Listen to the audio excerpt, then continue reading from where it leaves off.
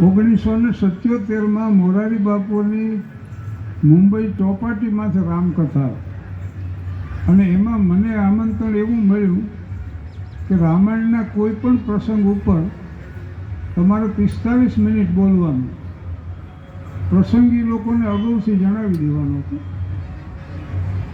ભરત મિલાપ છે કે રામ વનવાસ છે કે જે છે, એટલે થોડા વાલ્મીકી રામાયણના સંદર્ભો, અને પછી રસિક બિહારીની રામ રસાયણ આવો એક ગ્રંથ છે.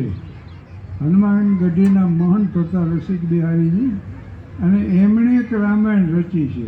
ધનાક્ષરી કવિતમાં એના કવિતો છે, એટલે એ ગ્રંથ અણમોલ ગ્રંથ છે.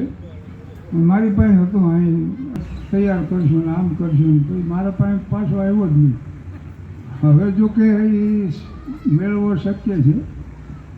આજે આ રામ રસાયણ નામનો ગ્રંથમાંથી મેં થોડાક કવિતો રજૂ કર્યા, અને હમણાં પ્રાણ પ્રતિષ્ઠા થઈ મોદી સાહેબના વરદ હસ્તે, ત્યારે ભાઈશ્રીની કથા હતી રાજકોટમાં, અને એમાંય મારે રામાયણ ઉપર જ મને 30 મિનિટ ફાળવવામાં આવી હતી. એટલે મેં આ રજૂઆત કરી હતી. તો ક્યારેક પ્રસંગો આવી રીતે હું રજૂઆત કરું છું, પણ આ હું જે રામાયણની વાત કરું છું, રામ રસાયણ ગ્રંથ, એ સીતાજીના વિરહથી શરૂ થાય, રામ વનવાસથી શરૂ થાય, અને તમારા જીવનના મહત્વના બનાવો જે રહ્યા ને એનું આયોજન ન થઈ શકે, એ સાહજિક રીતે બને.